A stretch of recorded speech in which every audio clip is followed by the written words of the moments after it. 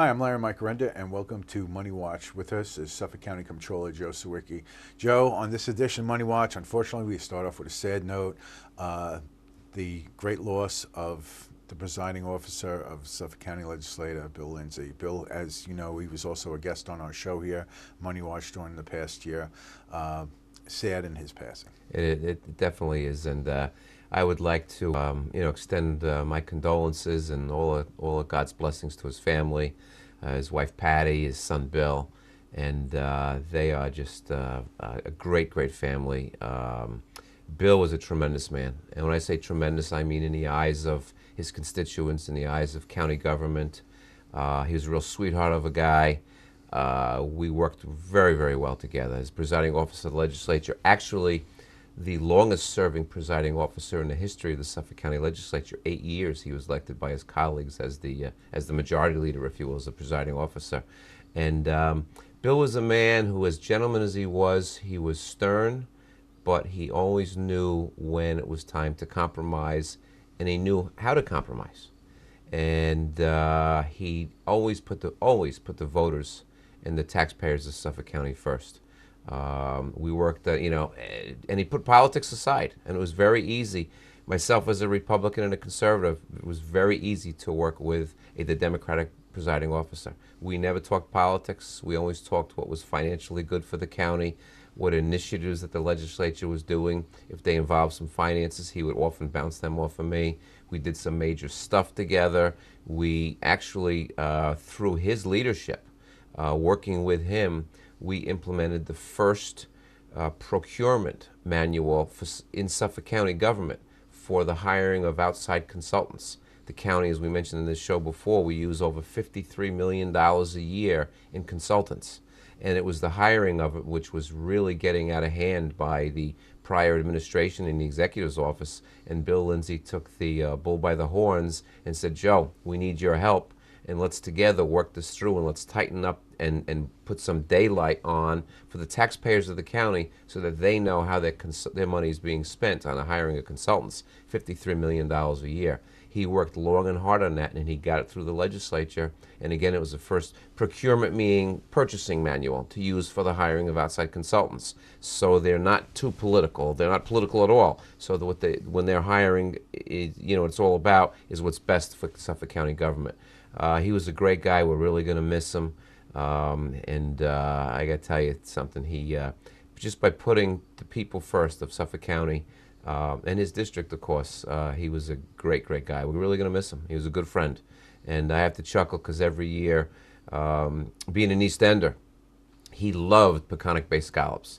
So my gift to him, either in the beginning of the scallop season, which was in early November of every year, I would bring him and his wife Patty a quart of scallops. And I used to chuckle. I'd call him the next day, or he'd call me the next day and say, boy, those scallops are delicious.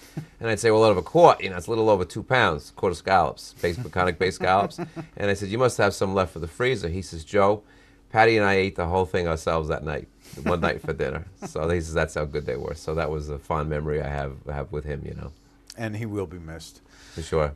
And one of the things that Bill did do and authorized was a study for this new thing that's coming up on the November ballot, which a lot of people have been writing in and sending us emails about from the last show, saying they didn't understand what it's about, that they can't get any real literature. The only thing they're getting on is proposal. So going back to the late Bill Lindsay, a study was done on a possible merger of your office and the Treasurer's office. Can you tell us a little bit about that? Sure. This is good point, Larry. This is an idea to combine and consolidate. Consolidate's the key word. Consolidate the Controller's office and the Treasurer's office. Each office has an elected position. I'm the elected Controller, obviously, and there's an elected Treasurer. And in an attempt to save money and to downsize Suffolk County government, and to make the county government operation cheaper and more affordable for the taxpayers, the county executive, Steve Ballone, and Bill Lindsay together came up with a plan. It's not a brand new plan. It's been around for probably 30 years. It's been introduced by several county executives over these 30 years. But now facing a in a $150 million projected deficit at the end of 2013. We have, the county government, including Mr. Ballone and Mr. Lindsay, felt that we have to turn over every rock we can find to find those alternatives to lower spending on the county level. And so they came up with this reform idea, a consolidation idea, to merge the controller and treasurer's financial functions. And as such, you have to change the charter and the structure of Suffolk County government. And in doing so, the proposal that the county executive and Bill Lindsay put forward is, when it was adopted overwhelmingly by the legislature, I must add, by a 12-3 vote, it goes on, this proposal will now be up to the voters in terms of a referendum in November to decide, yes, they want to streamline, they want to consolidate the two financial offices of the county. And what this was all about is that Suffolk County is the last county in the state of New York, of 62 counties, to have two elected financial officers. It's redundant, in my opinion. It's overkill. And the treasurer's office now is down to 5 people, over 5 people in the administration, overseeing 37. And this is one of the smallest departments in the county government. And the county executive and the legislature felt that, hey, let's let the voters decide if they can save. A key part of this whole proposal is to save between $830,000 and $1 million every single year. And when you consider the fact that the treasurer's office collects the revenue, is basically ministerial in its real function. They collect the revenues, they record the revenues, and they're also responsible for property tax delinquencies in the counties. That's a small area of the county's finances compared to what's over in the controller's office. The controller's office is designated by state law and also by Suffolk County Charter as the chief fiscal officer of the county. The county controller's office does the auditing, does the payroll, does paying all the county bills, does all the borrowings, does the accounting of the general ledger and the general ledger reconciliation, and it does the county's financial statements, which are audited every year by our independent outside auditor, Ernst & Young. So a merger of the two financial offices into one, number one, will be very similar to like what every other state has, what every other county has in the state. And it will save taxpayers almost $1 million a year to consolidate. And it's a very interesting concept. Again, it's been around for a long time. And I believe that to save $1 million annually, it's a thing that taxpayers want to see. I mean, taxpayers across Long Island have, whether they're in a household or whether they're in a business, they've had to tighten their belts big time since 2008 in the recession. Government with facing deficits, we have to do the same thing. We have to tighten our belt in every way we can. That's why Bill Lindsay asked me to do this study to see if the consolidation can work. Is the consolidation feasible? Is it good for the government? And will it still remain a very strong financial operation? And we concluded that it definitely will, and it will definitely save taxpayers between $800,000 and $1 million a year. Now, Joe, as your position of controller, you also have a background, too, with the treasurer's office, don't you? Yes, actually, before I became controller, I've been controller 11 years. Before I became controller, I was 3 years as the chief deputy treasurer to John Cochran, when John Cochran was the county treasurer for 12 years. And we had a great working relationship out in the treasurer's office in Riverhead. So it was, it's that experience I have out in the treasurer's office as a chief deputy that I could say that this thing can really, really work. And the legislature and Bill Lindsay and the county executive said, okay, at the end of 2013, if the voters approve this in the referendum in November of 2013, the treasurer's office will be phased into the controller's office, only to be called a new name and a new title and a new department come November of the following year. So in November of 14, the controller's office will no longer cease to exist. The treasurer's office will no longer cease to exist. And there'll be a brand new department. Right. And that new department will be headed by a new title, not controller anymore, but a chief financial officer. Which other counties around the state already have. Right. And with 62 counties in the state, I know that 50 57 counties of the state have taken measures already. 29 of them only have one financial officer. I mean, because some people can make the argument, well, some of the counties have, while there's only one elected, you also have a second financial officer. Right.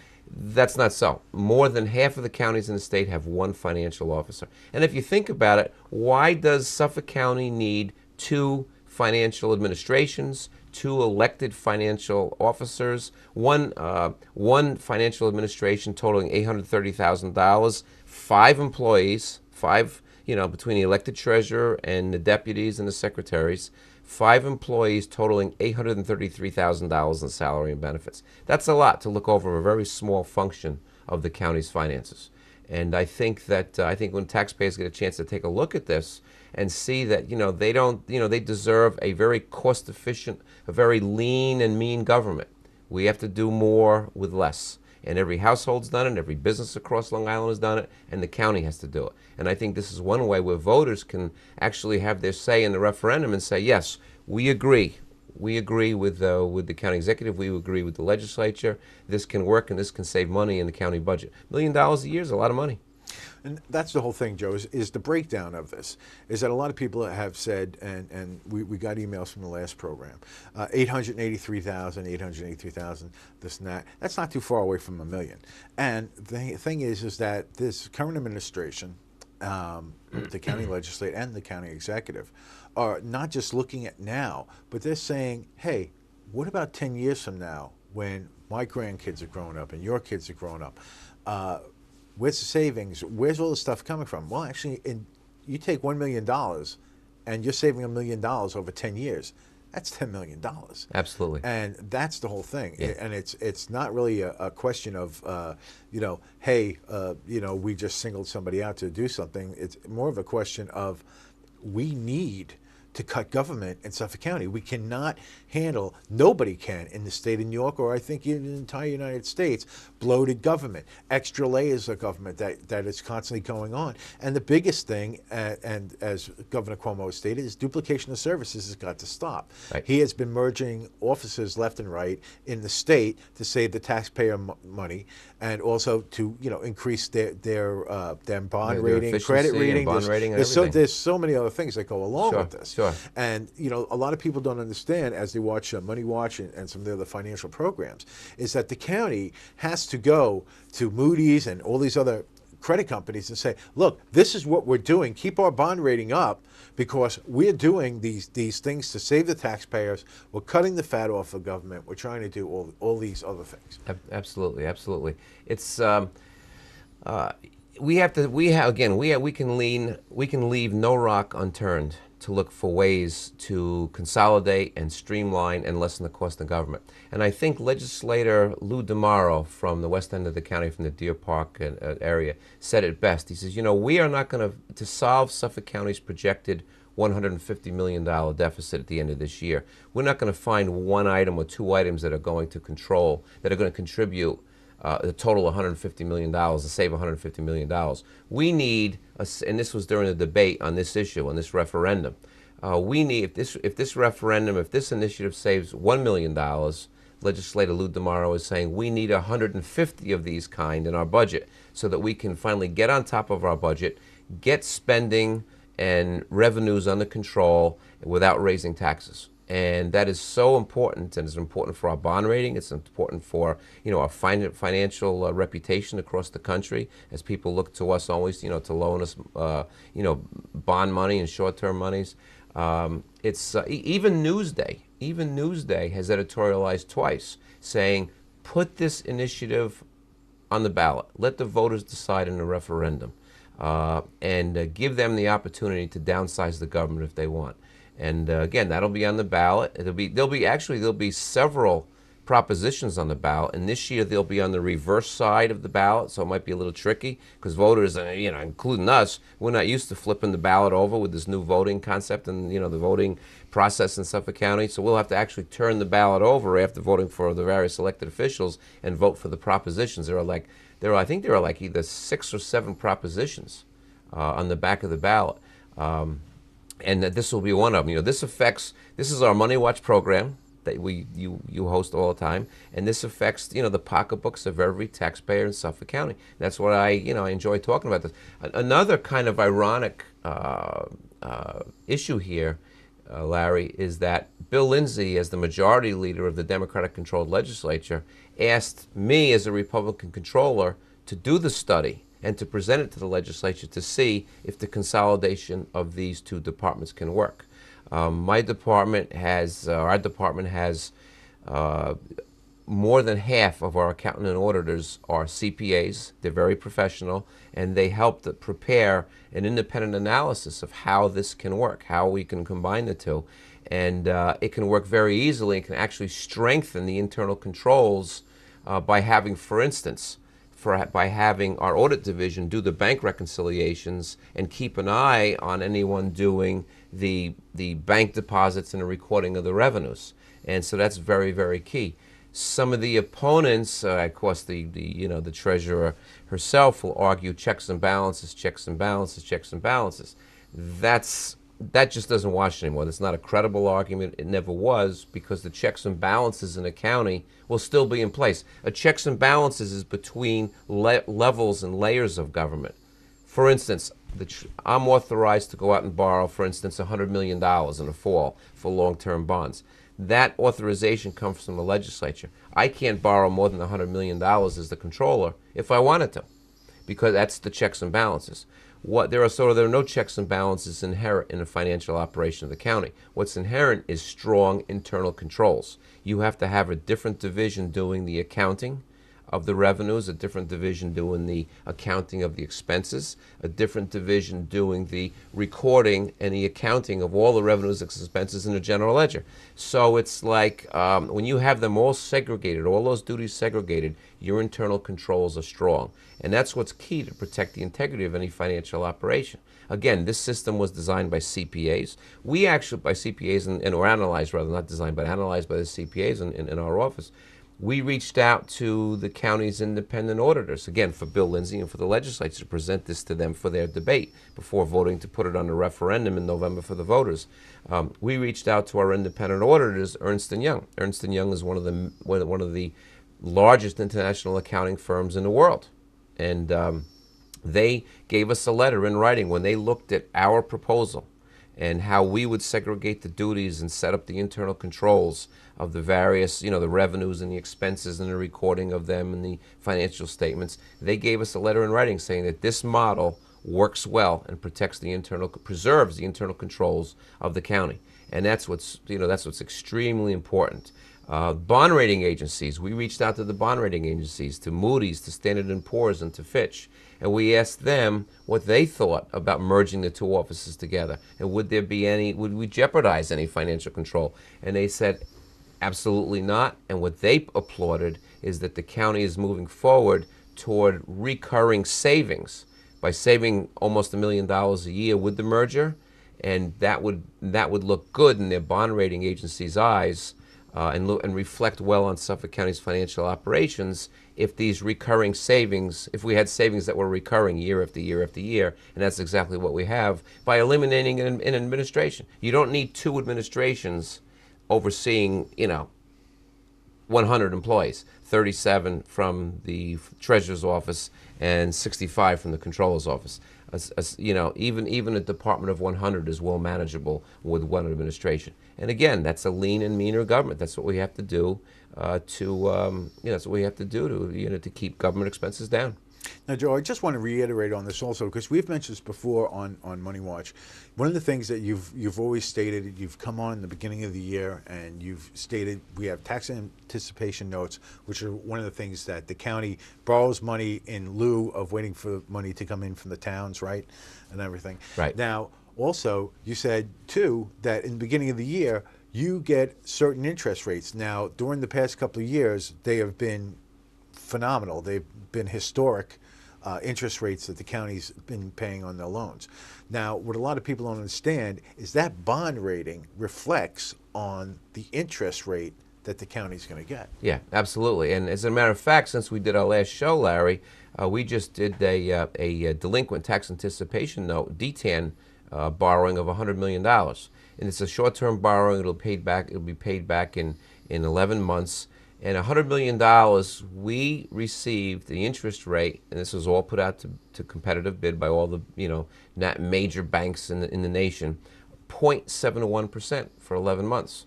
And that reflects well on the financial operation we have. That reflects well on the county executive and the legislature in managing the county's budget.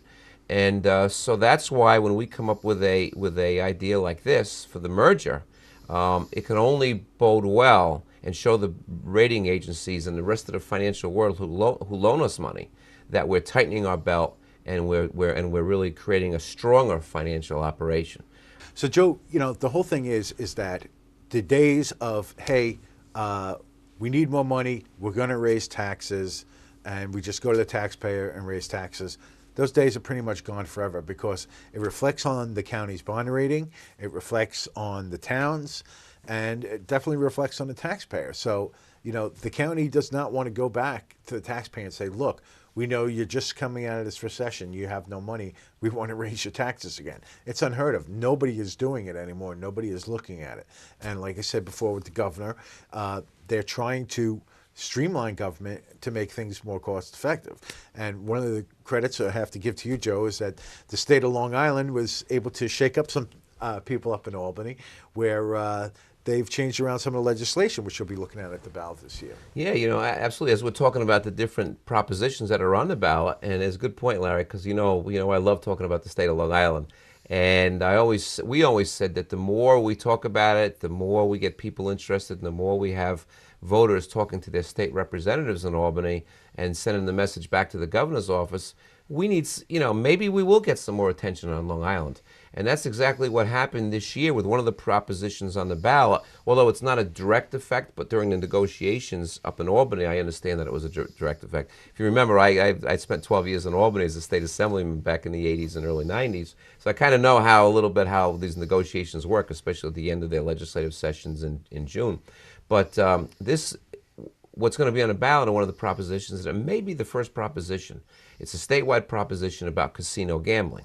Now, I'm not going to weigh in on casino gambling, because that's obviously the voters will vote how they feel. But and I don't think it would be fair for me, because it doesn't impact Suffolk County directly. The right. Referendum we talked about obviously affects the county's budget, and that's what I wanted to talk about and share with our listeners. But while they were debating in Albany, the legislative leaders, about casino gambling, and if it passed by the voters, where would the casinos be located? What came out of that was our Long Island senators, led by Dean Skelos, a majority leader. I know Ken Laval, Lee Zeldin, I believe Steve Englebright and Bob Sweeney had a say in this as well on the assembly side, my former colleagues in the assembly, is that, hey, if you're going to put, and I believe they sent this message loud and clear to the governor, if you're going to put casinos upstate, you cannot leave Long Island unattended and untouched. We need some financial relief. What came out of this was, in the end, it's not tied. The good thing is what in the end came out to benefit Long Island, it's not tied to the casino referendum, is that we will have video lottery terminals. VLTs is the acronym. Video lottery terminals in Nassau and Suffolk County, up to 2,000 of them, 1,000 in Suffolk and 1,000 in Nassau. And they're designed to keep people who do want to play the slot machines or whatever the games are, that they could go right in Suffolk County. And I believe it's the OTB centers for both Nassau and Suffolk that'll be housing these up to 1,000 video lottery terminals. And they'll be able to play their games of chance and the slot machines. That is expected to raise millions of dollars locally for our county budget and for the Nassau budget. So those VLTs are going to be probably about a year away, maybe a little longer. I know that Suffolk OTB officials are already exploring where they would put a new building and the concept itself, and where in Suffolk County geographically they would locate this new OTB center for the VLTs. But that's expected to bring millions to the county budget. But it's good, because those are going to happen whether or not the casino gambling referendum passes. So that's a good thing for Long Island. Our representatives on both the Republican and Democratic side in the Senate and the Assembly, they did a great job, I think, fighting for us.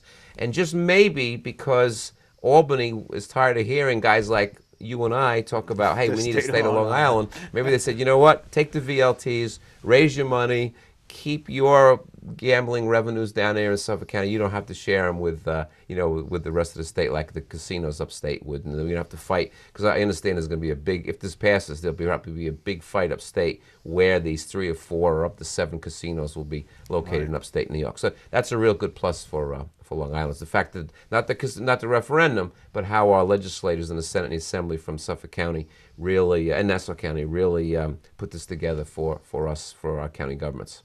And the boomerang effect on that, Joe, again, like I was saying, goes back to our bond rating, interest rate, and everything like Right. that. If Moody's knows, hey, look, they now have extra income coming Exactly. in, they're streamlining government, Yep. okay, they can get a higher bond rating and they can get a Right. lower interest rate, which is good for everybody, every taxpayer in Suffolk. Exactly. So not only do you have Suffolk County streamlining and downsizing its operation from, because of the referendum it's on the ballot to merge the 2 financial offices into one, but that's one thing the bond rating agencies will look at, but now you have an extra revenue stream coming in from the video lottery terminals. And that's what the rating agencies look at. Say, okay, good, you're cutting expenses and you're also increasing your revenue all at the same time without raising taxes. And that just goes to show them that, hey, we deserve a better bond rating, Exactly. we deserve a better interest rate in the long run. Exactly. And like you said, this is not kicking the can down the road. This is Right. addressing This is- something now, absolutely. and that has to be addressed in the coming years. We Right. don't know if there's going to be another recession in the next No, couple of years. no, I mean, no. we hope and pray there will With be. the financial challenge ahead for Suffolk County, with the county executive below and the legislature, they have a lot of work, a lot of decisions to be made, policy decisions, what's coming down the road, and they've made some good solid steps in the right direction between the video lottery terminals, the new parking violations bureau, which is located in Hopog, Right. so that money doesn't go any further to it doesn't go to Albany anymore. So those are all good things now coming to stay on Long Island. And it's all maybe because we made a lot of noise on asking for hey, we want to stay to Long Island to keep our tax revenue here instead of giving, over $3 billion a year from Nassau and Suffolk directly to Albany. It's our money. Leave our money alone here. We have enough economic problems. And nothing was coming back to us And nothing either. was coming back to us. destroying- Exactly. A net loss of $3 billion. So now we're finally getting their attention and they're keeping some of that here. Which is a good thing. Absolutely. But, getting back, this is Money Watch, and some of the numbers we're going to be having for the next program. Joe, the summer receipts will be coming in. They should Sales be fully tax, done. yes, right? sales tax will be So we're going to coming, have sure. a better fiscal picture of how we did this Correct. summer. Hopefully it was better than last. And some other things, some audits that were done during the summer, we'll be getting results for that Yes. on the next oncoming show. Yes. So until next time, I'm Larry Mike Arenda for Suffolk County Money Watch with my guest, Joe Sawicki, Suffolk County Controller. Take care, and we'll see you right back soon on the Government Access Channel. This is Joe Sawicki. I'm your Suffolk County Controller. If you ever need to reach me, please feel free to do so by dialing 631 in Hopog, 853-5040, or by shooting me an email at the address as you can see.